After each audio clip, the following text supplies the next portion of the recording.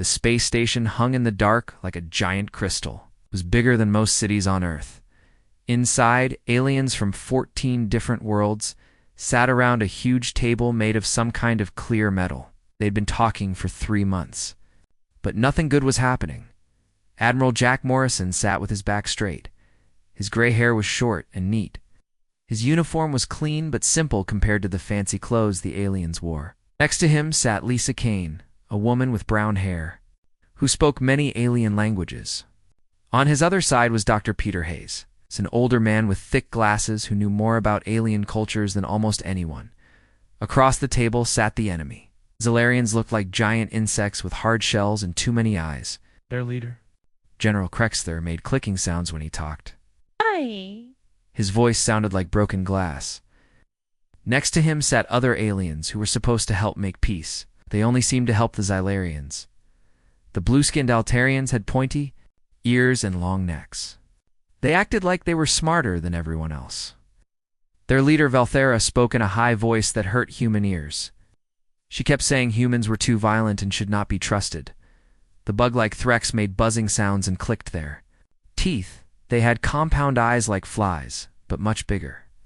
They wanted to take away half of human space and give it to the Xylarians. The worst ones were the Valdris. They looked like tall, thin people made of light. They could float in the air, and their voices echoed inside your head. They said humans should give up all their weapons and let the aliens protect them. At the head of the table sat Speaker Zethkar. He was huge, even sitting down. His skin was covered in green scales, and his eyes were yellow like a snake. He had a long tail that moved when he was angry. He was supposed to be fair to everyone, but he always agreed with the Xylarians. Admiral Morrison had watched this happen for 3 months. Every time humans tried to make a fair deal, the aliens said no. When humans asked for protection for their children, the aliens laughed. When humans showed pictures of burned cities and dead families, the aliens said it was humans' fault for fighting back. The worst part was listening to them talk about humans like they were animals. The Altarians said humans were too stupid to understand peace. The Threx said humans were too violent to live near civilized species. The Valdris said humans needed to be controlled like dangerous pets. Jack Morrison remembered the attacks. He remembered the pictures from New Texas Colony. Houses burned to nothing. Playgrounds turned to ash. Children's toys melted by alien weapons. The Xylarians had attacked without warning. It killed families who had never hurt anyone. But somehow, the aliens at this table thought it was humans who were wrong. Today was worse than usual. Belthara was reading a long list of things humans had to do to get peace. Give up half their worlds. Give up their best weapons. Let alien soldiers watch human cities. Pay money to the Xylarians for the cost of the war they started. Humans must learn to accept their place, Valthara said. Her blue face looked cold. It means you are new to space. You do not understand how civilized beings behave. We will teach you. General Krexther made his glass-breaking laugh. Yes, teach them like we teach children. Take away their toys when they misbehave. The other aliens nodded and made their own versions of agreeing sounds. Speaker Zethkar's tail swished back and forth. His yellow eyes looked at the humans like they were something dirty. The human species lacks emotional control, Zethkar said. His voice was deep and scary. You prove this by your violent response to Xylarian expansion. Civilized beings would have negotiated instead of fighting. Admiral Morrison felt something cold and hard grow in his chest. Lisa Kane put her hand on his arm. She could see the look in his eyes. Dr. Hayes closed his computer and put it away. The sound it made was very quiet, but somehow everyone heard it. Expansion, Admiral Morrison said. His voice was calm, but there was something dangerous in it. Is that what you call attacking our colonies without warning? Is that what you call killing our children? Our colonies were in space that rightfully belongs to the hegemony, General Krexther clicked. Your species should have asked permission before settling there. We were there for 50 years, Lisa Kane said. Her voice was tight with anger. Our children were born there. It was our home.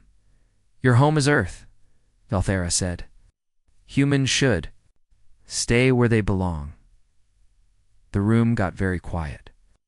Admiral Morrison stood up slowly. He was not as big as the aliens, but something about him made them all stop talking. His gray eyes looked at each alien face around the table. "I see," he said. "You want us to give up our homes? You want us to pay for the war you started? You want us to let you control our lives? And you want us to say thank you for the chance? You want to be part of galactic civilization, Speaker?" Zethkar said. "This is the price." Admiral Morrison picked up his papers and put them in order. Lisa Kane and Dr. Hayes did the same. The aliens watched them with confusion. Admiral Morrison Velthara said, "Surely you cannot be serious about leaving. Your species needs this agreement. You cannot survive alone in the galaxy." Admiral Morrison looked at her for a long moment. "Counselor, I think you have made a serious mistake. You think we need you more than you need us? You think we came here because we were weak?" He walked toward the door. Lisa Kane and Dr. Hayes followed him. The aliens started talking all at once, their voices mixing into a loud, angry sound. "Where are you going?" Speaker Zethkar demanded. "You cannot just leave." Admiral Morrison stopped at the door. He did not turn around. "We are going home. We tried to make peace the civilized way. You have shown us that you prefer a different approach. You cannot fight all of us," General Krexler screamed. "We will crush your pathetic little species." Now, Admiral Morrison did turn around. His smile was cold and sharp. "General, I think you are about to learn something important about humans. We did not come here because we were afraid of you.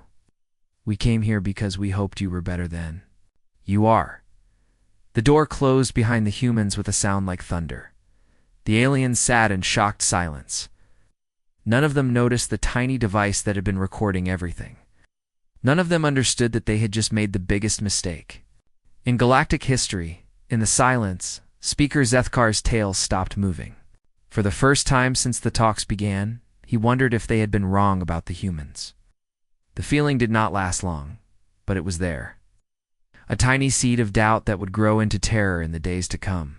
The humans were gone, and the real war was about to begin. 3 weeks passed after the humans left the peace talks. At first, the aliens felt good about themselves.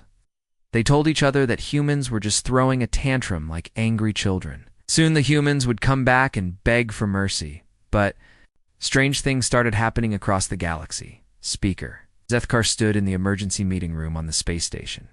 His yellow eyes looked worried. Round the table sat the military leaders from all the alien worlds. Their faces showed fear, confusion, and anger. "Tell me again," Zethkar said to Commander Telson of the Altarian military. "Tell me what happened." Telson S. Blue Skin looked pale. His long fingers shook as he touched the controls. A big screen showed pictures of empty space where military bases used to be. "The Zalarian base on Krek 7 is gone," Telson said. "Not destroyed. Gone. Like it was never there. 50,000 soldiers. Hundreds of ships. Weapons. Everything. Just empty space now." General Krexler's compound eyes buzzed with anger. "This is impossible. You cannot make matter disappear. It breaks the laws of physics." "The same thing happened to 12 other bases," Telson continued. "The mining station at Red Rock, the weapons factory on Vega Prime, the communication center at Beta Station, all gone. No explosions, no wreckage, no bodies, just empty space." Elthera of the Altarians leaned forward. Her high voice sounded scared. "What about our sensor readings? What did the detectors show?"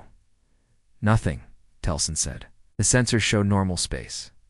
No energy weapons fired. No ships detected. No sign of any attack at all.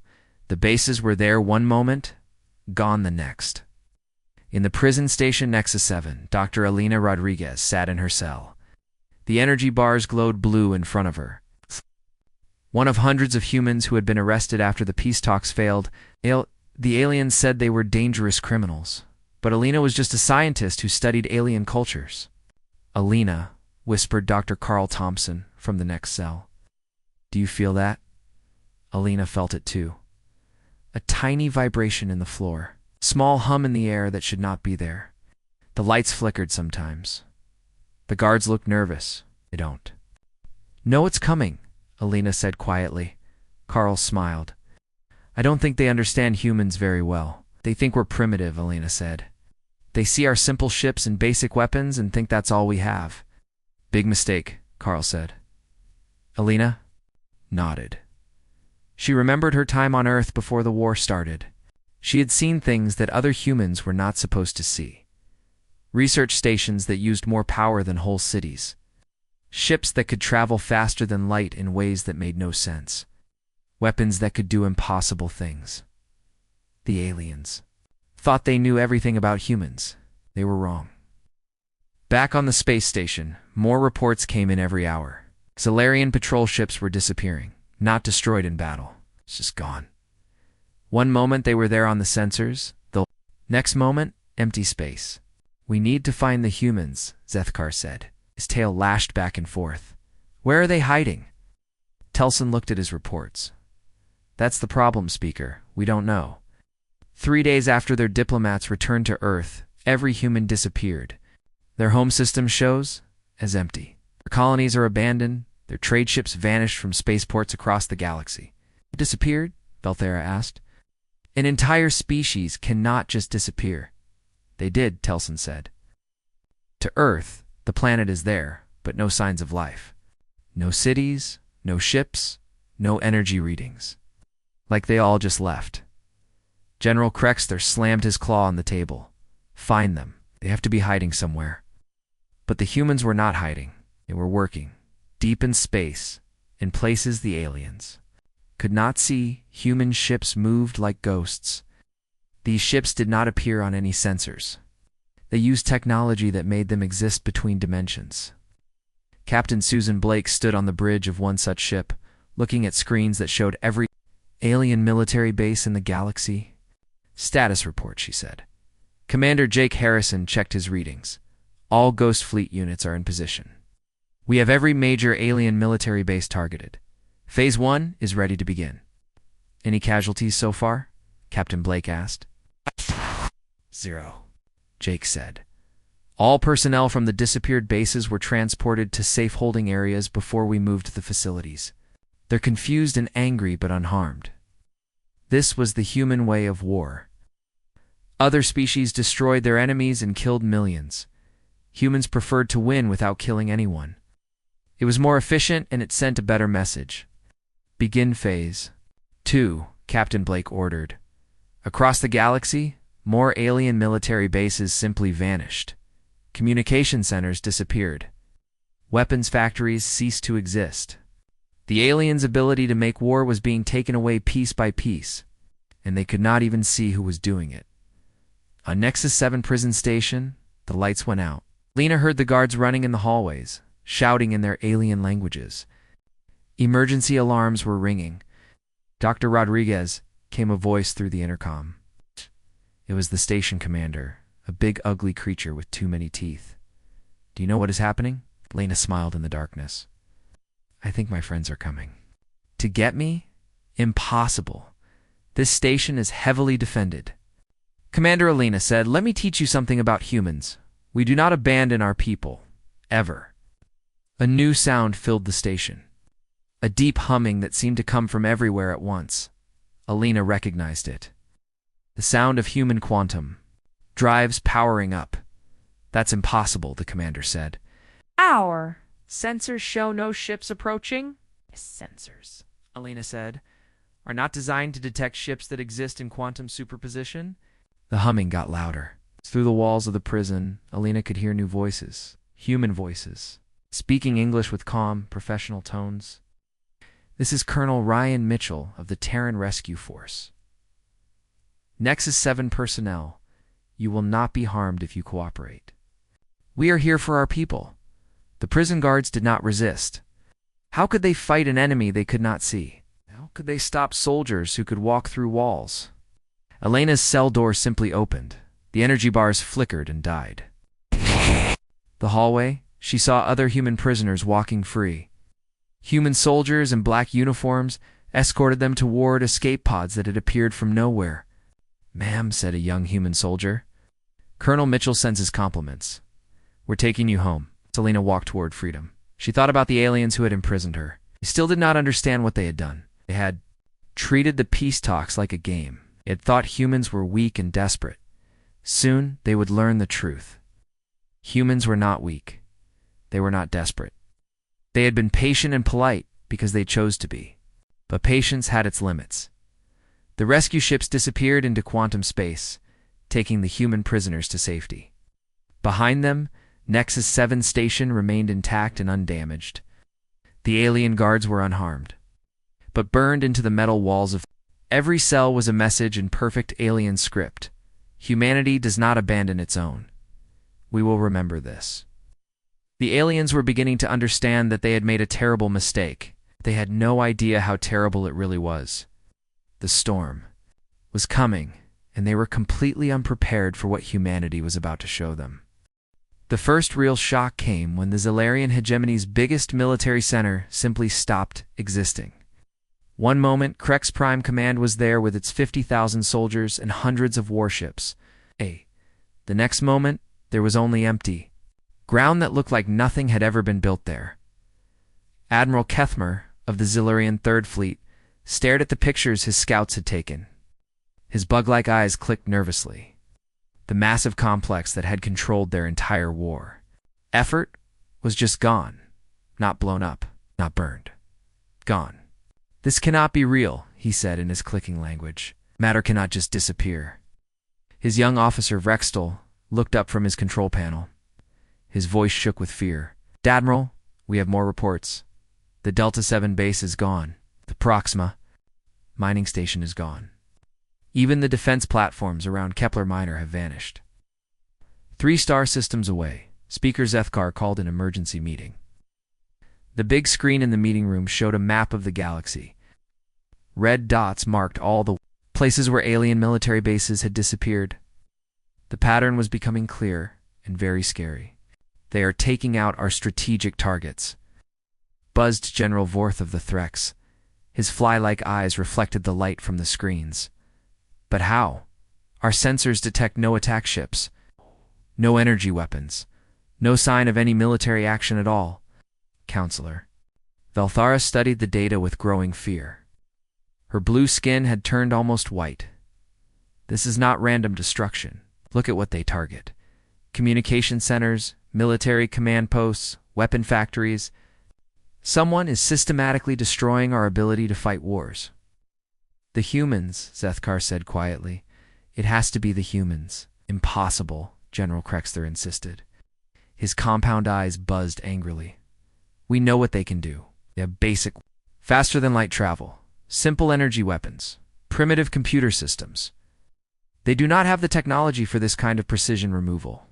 Dr. Yathera, the Council's chief science advisor, pulled up her personal files with shaking hands. I have been reviewing our intelligence reports from the peace talks. There were several times when human technology was better than we expected. Their ship arrived using a drive system our sensors could not identify. Their data storage used quantum encryption we could not break. Their communication arrays worked on frequencies we did not know were possible.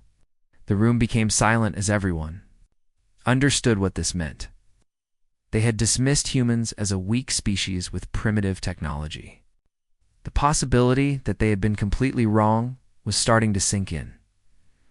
On the rescued human ship, Dr. Alina Rodriguez smiled as she felt the familiar hum of human quantum drives.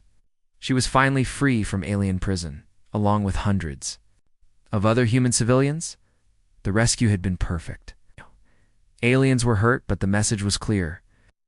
Dr. Thompson, she said to her fellow scientists, I think our people are about to send a very loud message about what happens when you take human civilians prisoner. Dr. Carl Thompson nodded. The aliens still think this is about military strength. They don't understand that for humans, it's about principles. Around them, other rescued humans were talking quietly. They all knew the signs, the slight vibration in the ship's hull meant they were traveling through folded space-time. The shimmer in the air meant they were protected by quantum field generators.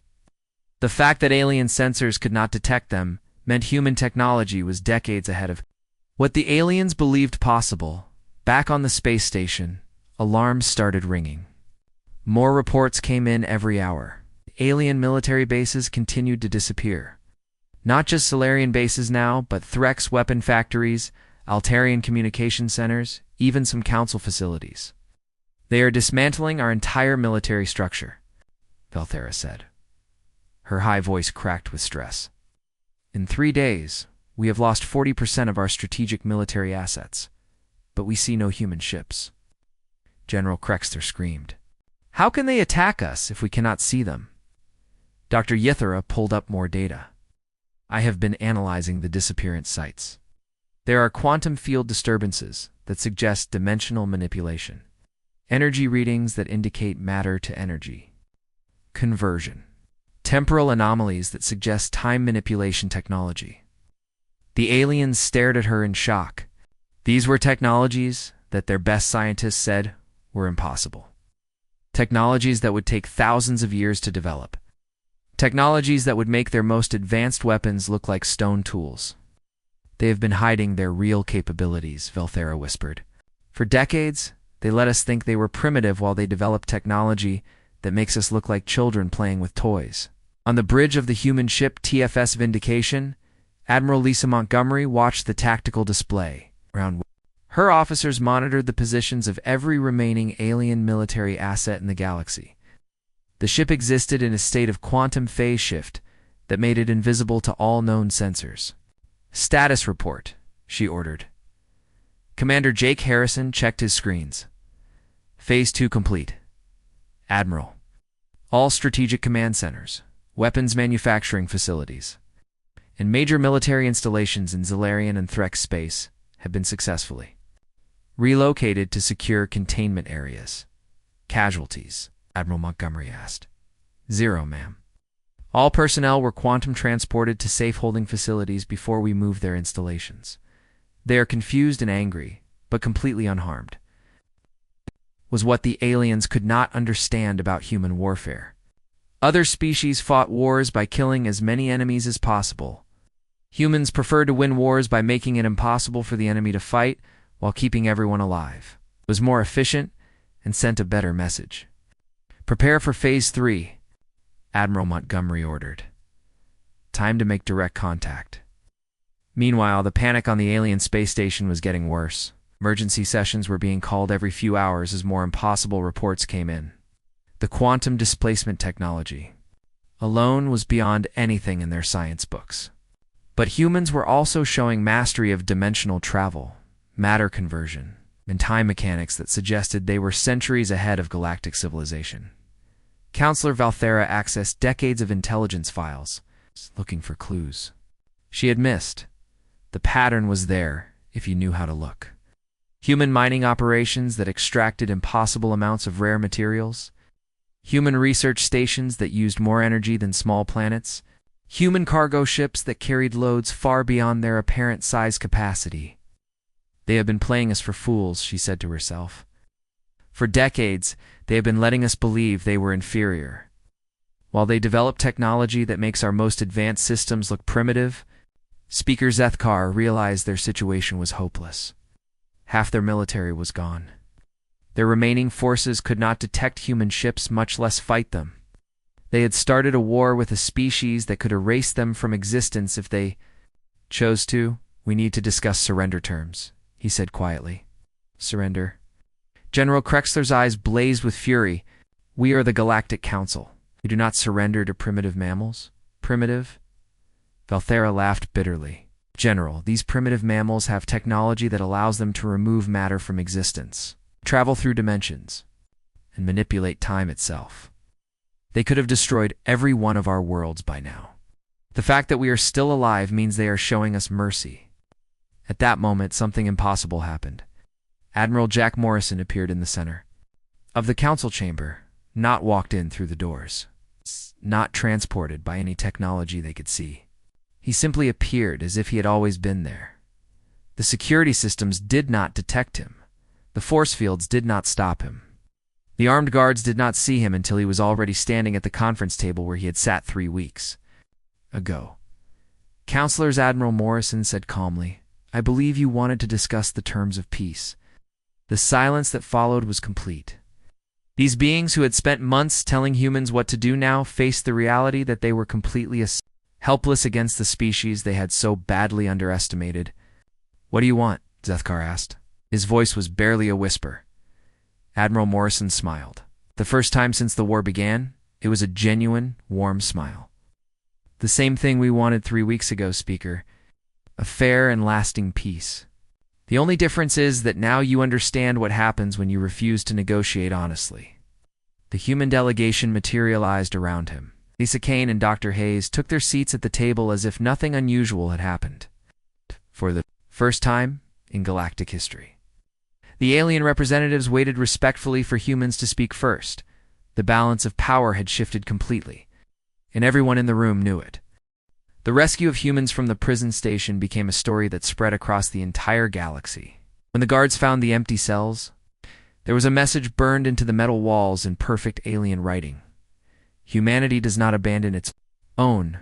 We will remember this. But the prison rescue was just the beginning. Within 3 days of that rescue, 60% of all alien military bases had simply disappeared. Not destroyed or damaged, but completely removed from existence, with perfect precision that made their best. Scientists cry in frustration. Admiral Lisa Montgomery stood on the bridge of the TFS Vindication, ship that existed between dimensions, and could not be detected by any known technology. Around her, screens showed the location of every remaining alien military base in the galaxy. Give me a status report, she ordered. Commander Jake Harrison checked his data streams. Phase 2 is complete, Admiral. All strategic command centers, weapons factories, and major military installations in Zalarian and Threk space have been relocated to secure storage. No casualties reported. 0 casualties? Admiral Montgomery asked. Yes, ma'am. All personnel were quantum transported to safe holding areas before we moved their facilities. They are confused and angry but completely unhurt. This was the part of human warfare that the aliens could not understand. Normal galactic wars involve millions of deaths, burning planets, and complete destruction of enemy worlds. Humans were fighting the most efficient military campaign in galactic history while keeping their casualty count at exactly 0 on the Council space station. Panic had completely replaced the old arrogance.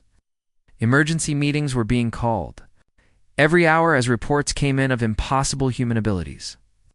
The quantum displacement technology alone was beyond anything in their science books. But humans were also showing they could control dimensions, convert matter to energy, and manipulate time in ways that made alien technology look like children's toys. Counselor Velthara sat alone in her private office, going through decades of intelligence reports about humanity. The truth was there if you knew how to look for it. Human mining operations that pulled impossible amounts of rare metals from asteroids. Human research stations that used more power than entire planets. Human cargo ships that carried loads far heavier than their size should allow. We have been completely fooled, she said to herself.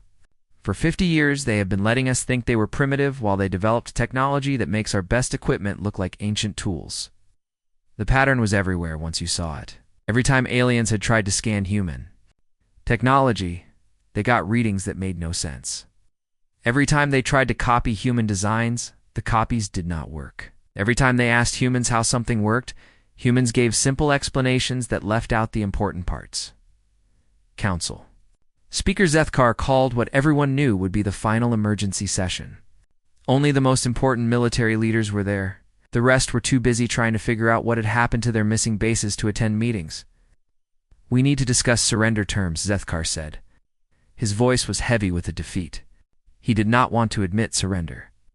General Krexler's compound eyes blazed with fury. They are destroying our entire military. This is not warfare. This is complete humiliation. It is a demonstration, Counselor Velthara said quietly. And they're showing us what they could do if they wanted to escalate. Every base they removed could have been destroyed with everyone inside. Every fleet they disabled could have been turned to dust. They are making a point. The point became perfectly clear when Admiral Jack Morrison appeared in the council chamber again. He did not walk through the doors or use any transport system they could detect. He simply materialized in the same spot where he had stood 3 weeks earlier. But now everything had changed. The aliens who had dismissed him as representing a primitive species now understood. They were facing a civilization that could erase their worlds from existence if it chose to. Counselors Admiral Morrison said with the same calm authority he had always shown, "I believe you wanted to discuss terms for peace." The silence that followed was so complete, you could hear the air recycling systems humming. Had spent months dictating terms to humanity, now faced the reality that they were completely at the mercy of the species they had so badly underestimated. "What do you want?" Zethkar asked. His voice was barely a whisper. Admiral Morrison smiled. For the first time since the conflict began, it was a truly warm and friendly expression. "The same thing we wanted 3 weeks ago, Speaker. A fair and lasting peace. The difference is that now you understand the consequences of refusing to negotiate honestly." Dr. Elena Rodriguez, now back on Earth after her rescue, watched the news broadcasts with satisfaction. She had been appointed to head a new committee that would oversee treatment of civilians during conflicts. Her first job was to make sure that what happened to her and other human prisoners would never happen to anyone again. It's a funny thing. She said to Dr. Carl Thompson as they worked on new galactic laws, that we are giving them exactly what we offered in the first place. Fair borders, mutual defense agreements, and shared technology development. The only difference is that now they understand what happens when they refuse reasonable offers. The technology revelations continued to shock the galactic community. Human quantum drives allowed instant travel across the entire galaxy. Their matter-energy converters could turn raw star material into any needed resource. Their time mechanics let them see and prevent conflicts before they could start. But the most impressive thing was human restraint. With the power to dominate the entire galaxy, they chose instead to create a system based on cooperation and respect. The missing military bases were returned to their original locations, completely undamaged. The displaced personnel were reunited with their families without a scratch. Even the most aggressive alien species had to admit that human conduct during the conflict had been more ethical than their own treatment of prisoners. General Krexther, his military pride completely crushed, spent his time studying human military methods. He was trying to understand how his forces had been so completely outmaneuvered without a single shot being fired. "They fight like they negotiate," he told his staff. "They offer you every chance to choose peace. When you refuse, they demonstrate why peace was the better choice." The Zilarian hegemony, their military power completely neutralized, began a dramatic change in their government. They had learned that their aggressive expansion policies had brought them to the edge of total destruction. Only human mercy had saved them from complete annihilation. Speaker Zethkar, his position now mostly ceremonial, since humans had become the effective leaders of galactic government, spent his time writing in his private journal. "We mistook their desire for peace as weakness," he wrote. "We thought their restraint meant they had limited abilities. We confused their diplomacy with desperation. In doing so, we made the greatest strategic error in galactic history." Captain Susan Blake, now promoted to Admiral of the new galactic peacekeeping fleet, kept human quantum phase ships on patrol throughout all alien space. Her mission was not conquest, but prevention. She stopped conflicts before they could begin, protected trade routes from pirates, and made sure no species would ever again face the kind of unprovoked aggression that had started the war. The new order was not without problems. Some species struggled to accept human leadership, especially those who had been powerful under the old council system. But the efficiency and fairness of human administration gradually won over even the most doubtful populations. Trade grew under human protection. Scientific cooperation reached levels never seen before.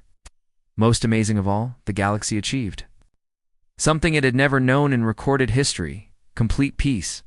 Admiral Morrison often stood on the observation deck of the new space station, looking out at the stars and thinking about the path that had brought them here.